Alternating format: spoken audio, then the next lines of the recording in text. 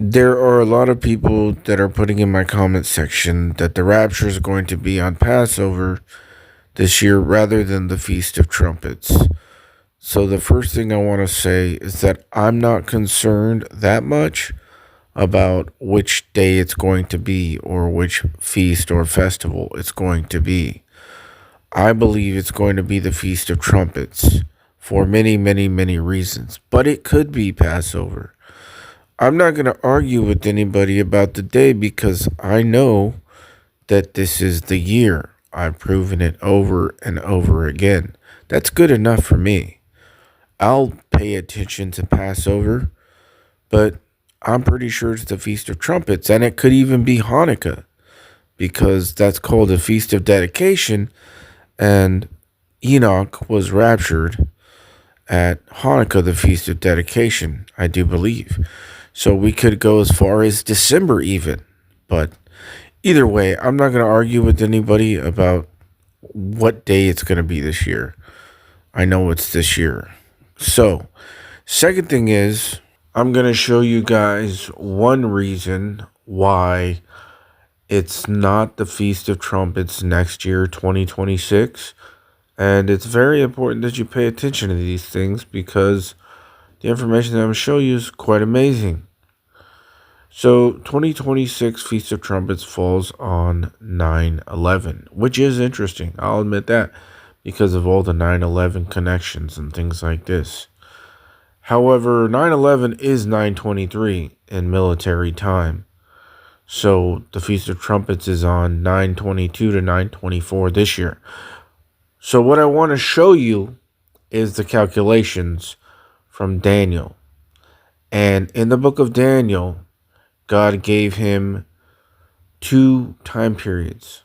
He says, from the time that the daily sacrifice is taken away, there shall be 1,290 days. And then he says, blessed are those who make it to the 1,335 days. So what I found is that these are overlapped. So you go 1,290 days forward, and then you go 45 more days, which is 1335. Let me show you guys. So from the Feast of Trumpets this year, 2025, going 1,290 days forward, put you smack dab at Passover in 2029.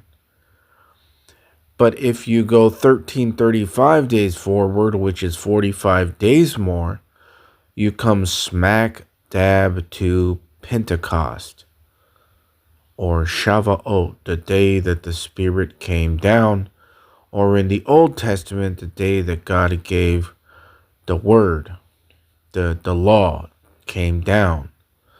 And that is perfect for the second coming of Christ. Now, for the people who say, well, he's got to fulfill these days and that days. Yeah, but that doesn't mean that he has to come back on the days that he's fulfilling. Now, the key thing to see is that when you do this from 2026 Feast of Trumpets, you land on nothing. If you go 1,290 days forward from 9/11, the Feast of Trumpets 2026, you land on nothing. You go 1,335 days forward, you land on nothing. It's not there. So this is only one pattern out of a gazillion. And remember what the daily sacrifice is. That is Christ. Christ was the Lamb of God, and now Christ is in us, the hope of glory. That is why Paul says, I die daily. I die daily. That's Christ in him, in us, the hope of glory. Romans 12 says that we are to be a living sacrifice. That's what the true daily sacrifice is, that is going to be taken away. That's why Jesus is called the Lamb of God, because the Lamb was their daily sacrifice in the Old Testament. Now Christ is the Lamb, Christ is in us, will be taken away. Christians have been completely deceived, thinking that they're waiting for some physical temple to be built and for them to start doing animal sacrifices, as if any of that is what God is talking about. It is not. If all that gets done, all it is a counterfeit, just like the 1948 state of Israel, not the nation. That is not the gathering of Israel that God will do in the last days. That is not it. That was a creation of the United Nations, the Satanic United Nations. All that is counterfeit. We are the temple of God, the human body, and the Spirit of God dwells in us, the believers. And Christ is the daily sacrifice in us.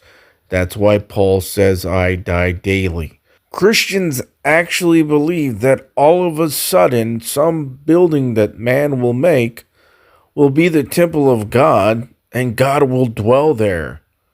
What? No. Acts chapter 7 says clearly that God does not dwell in temples made with human hands. And what is the idea that, they're going to start doing animal sacrifices and then God's going to get angry? That's going to be the abomination that causes desolation. He doesn't even count any of that anymore. None of that counts. As if God is going to backtrack and say, okay, now I count animal sacrifices and I dwell in temples made with human hands again. No, that's all done away with. Christians are, it's because they're carnal, because they're looking with their naked eye. Get it, the naked eye? They knew that they were naked. Their eyes were opened in the garden. Yeah, wake up, man. So I'm going to end this video with 2 Timothy chapter 2, starting at verse 19.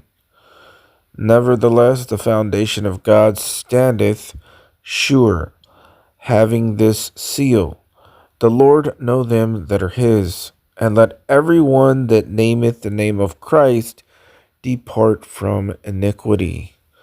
But in a great house there are not only vessels of gold and of silver, but also of wood and of earth, and some to honor and some to dishonor. If a man therefore purge himself from these, he shall be a vessel unto honor, sanctified and meet for the master's use, and prepared unto every good work.